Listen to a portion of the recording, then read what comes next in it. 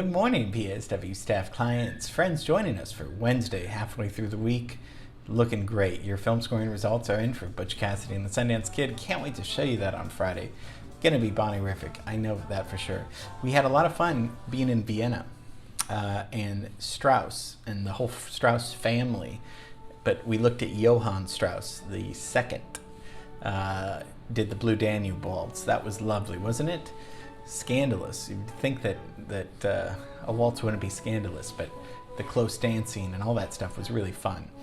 We're going to stay with the dancing, not because I'm a dance teacher or, I don't dance, but I think dancing can be fun because, of the music.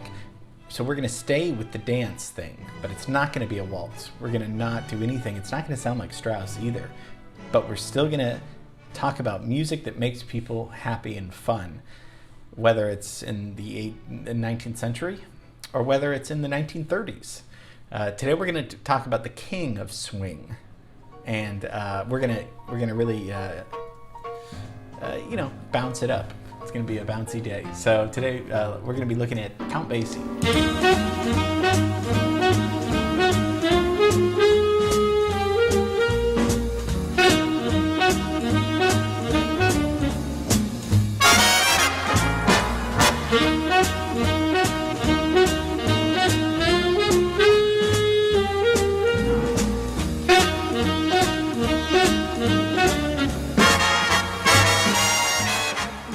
It's actually William James Basie. Don't you think Count Basie sounds a little bit better?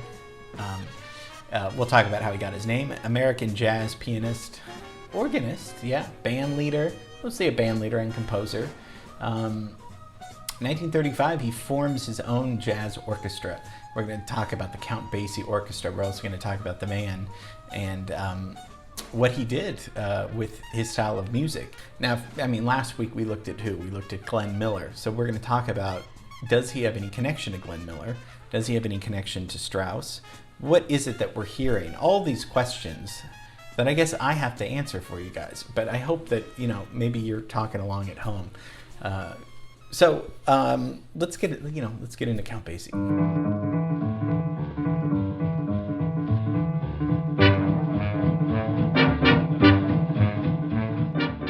He linked the two. He wasn't the only one, but really linked jazz and blues together, okay?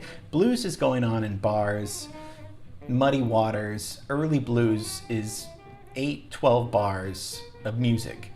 Jazz comes in, and he's saying, well, let's get jazz and blues together, and I'm going to get a band together, okay? So we're going to find out how he gets that. He gets about a 16 to 18 piece big band.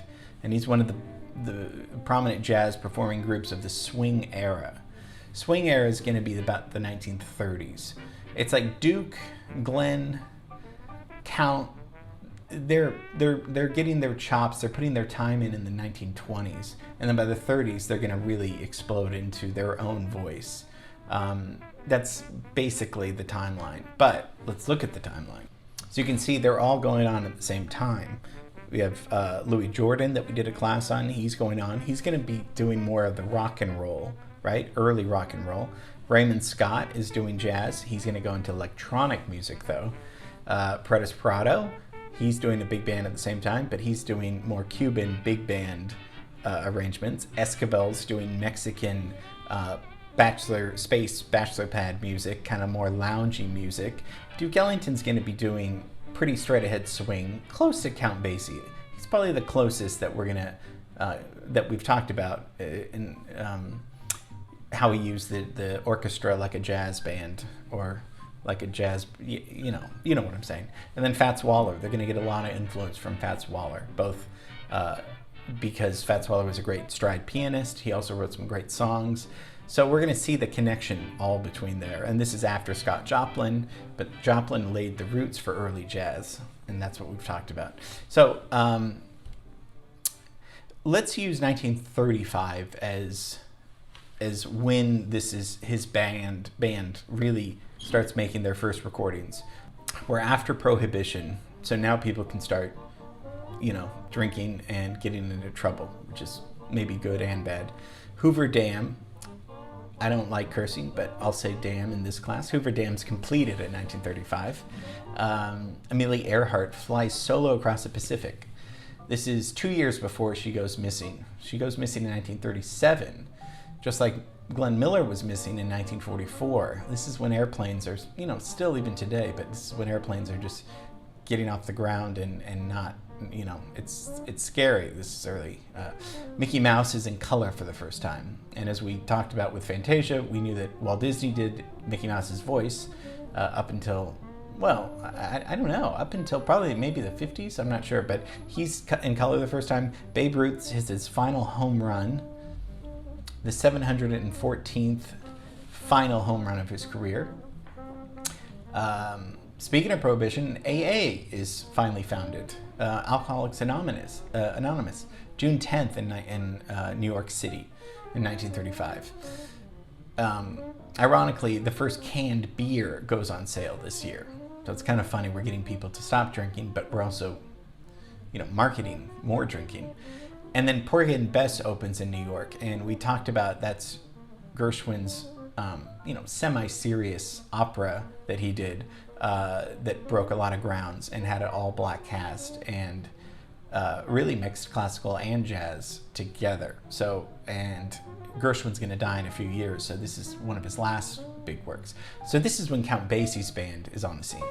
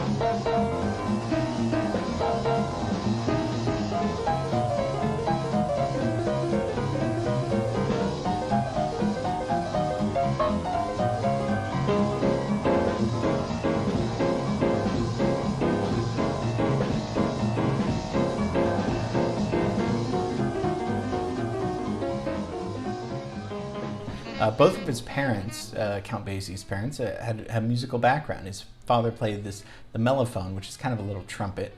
His mom played piano, and she gave him his first piano lessons. She took in laundry and baked cakes, cakes for sale to make a living. And so she paid 25 cents a lesson for Count Basie to get piano instructions. And he starts hanging out at the Palace Theater in Red Bank. So he's from Jersey. He's from New Jersey. And he hangs around at the theater like a lot of these other guys. The show business is starting out, and you kind of just hang around the theater, and maybe somebody says, hey, do you want to play? And you're kind of waiting for that moment. But he learns how to improvise to the silent films. We've talked about this with so many people, Fats Waller, and even back to Carl Stalling, where these silent movies are playing, and they're going to need music. And if there's a guy hanging around that knows how to play the piano or the organ, I'm sure at some point in the day they're going to say, go up and try to play along with the films. What do I care? People are sleeping anyway. So he gets a lot of training with, not that he becomes a film composer, but it's just good overall training. So by the age of 15, Count Basie is a pianist. He wanted to be a drummer, but he says piano is the way to go. And before he's 20, he tours extensively all throughout, doing the vaudeville circuits as a solo pianist, as an accompanist, as a music director for blues and singers and comedians. This was just early roots of show business. Anything to get people entertained, anything to entertain people and get them in their seats. And Count goes to Kansas City, and he's co-arranger with Eddie Durham, who notated the music. And this is when Motown Swing comes about.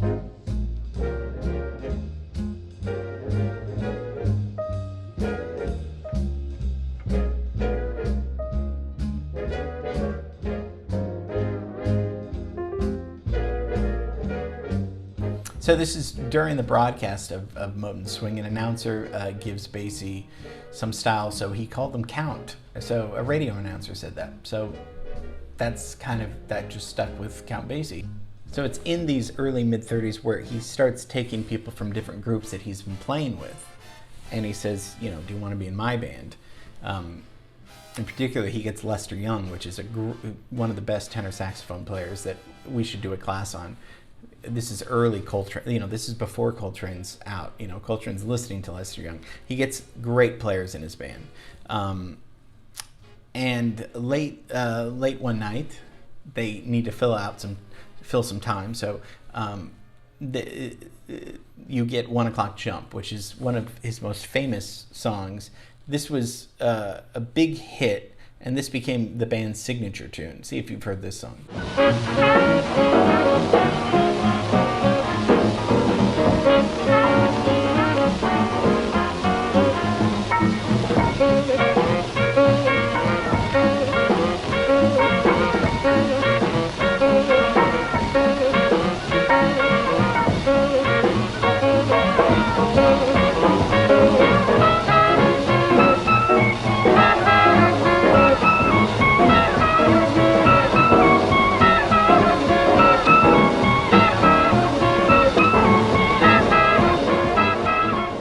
Really start to cook starting here in 1935. Another innovation that he started using 2 tenor saxophones instead of 1 tenor sax. Now he's not using the clarinet. That's what's making his sound different. Remember, Glenn Miller changed his sound. Glenn Miller has a lighter sound. He's more for dance, but it's lighter. And we talked about his muted trumpets, his muted brass. Glenn Miller had a different sound. So Count Basie and Glenn Miller, they're going on at the same time. Music is just as good. It's swing music, but sound-wise, they're not. Count Basie is a very hard swing, beat-driven, forward-moving rhythm to his music. That Glenn Miller's a little bit lighter. So it's just, and they call this jump jazz, a jump and beat. So that's what his sound was characterized by. And when you see him playing the piano, you can tell he's literally jumping on the piano bench pretty much. So he takes his band in 1937 to the Woodside Hotel, and this is when they come up with their other huge hit, Jumpin' at the Woodside.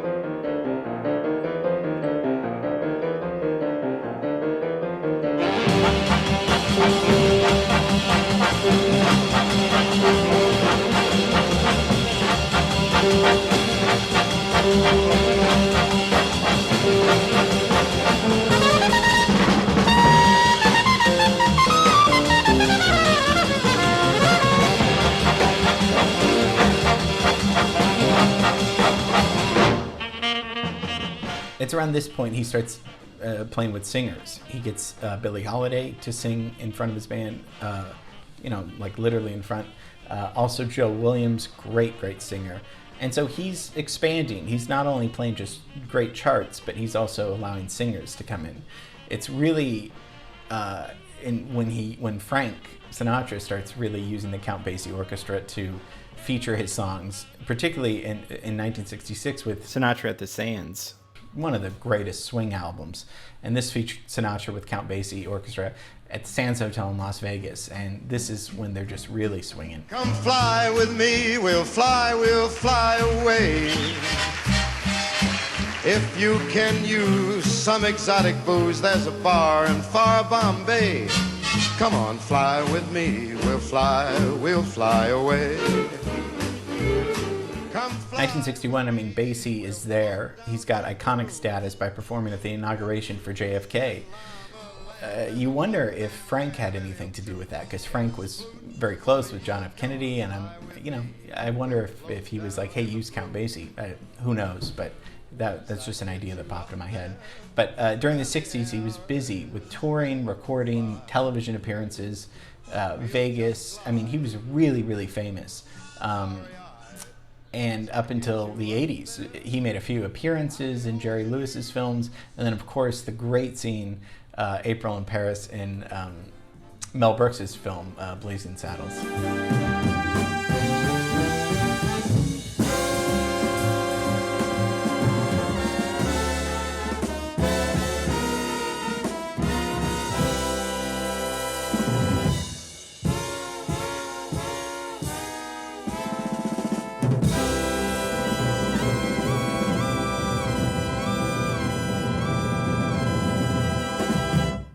So he married Catherine Morgan in 1940. This was his second wife, but this was his wife for all of his life. And in 42, they moved to Queens. They only had one child, Diane, and she was born with cerebral palsy, and the doctors claimed she would never walk. And she not only learned to walk, but she learned to swim, so she beat a lot of the odds. He dies of pancreatic cancer in Hollywood, Florida, though.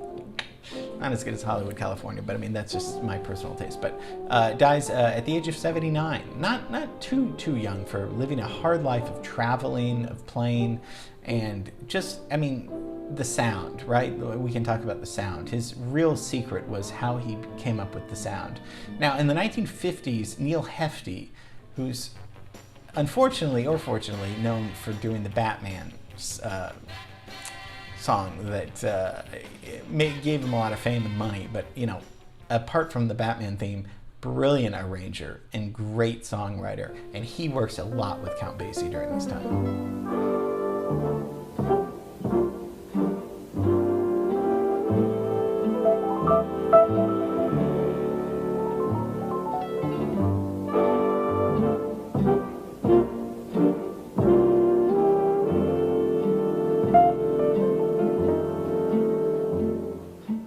According to Miles Davis, who's the best, if it weren't for Neil Hefti, Basie's band wouldn't sound as good as it does.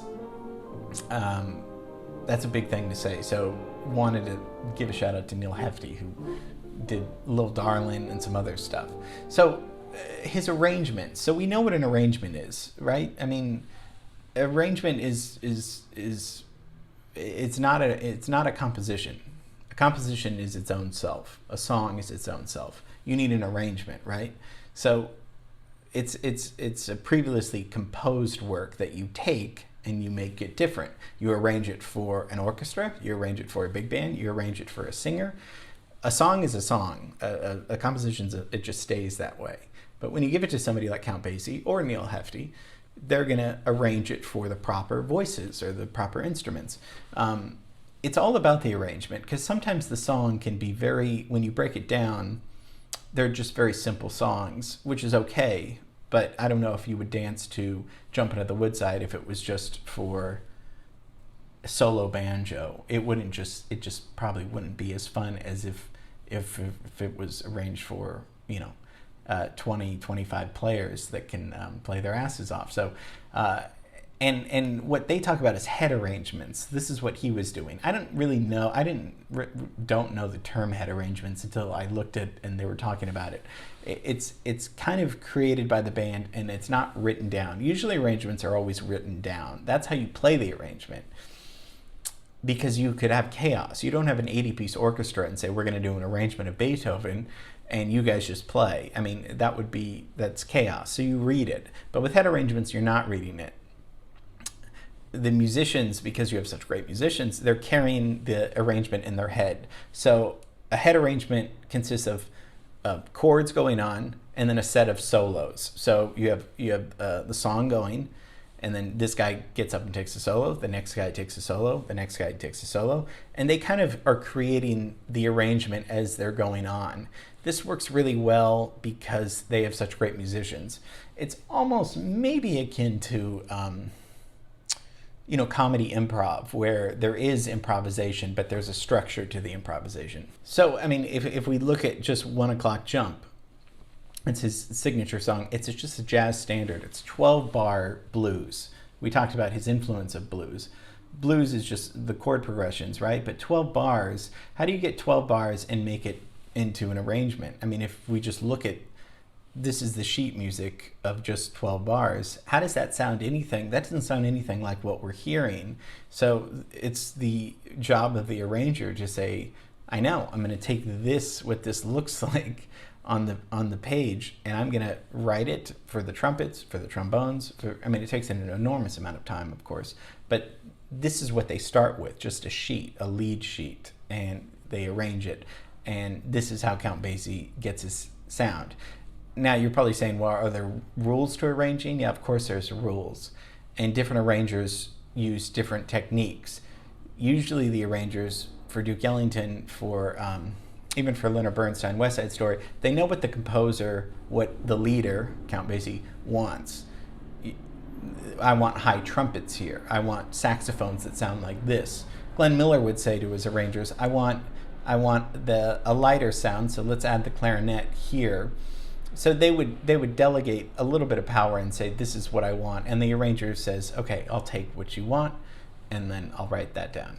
So there's just a little history of Count Basie. I mean, isn't he fun? I mean, who doesn't love this kind of music? It's dance music, but it's not the waltz, it's not Strauss, but it's just as successful. It's just different, right?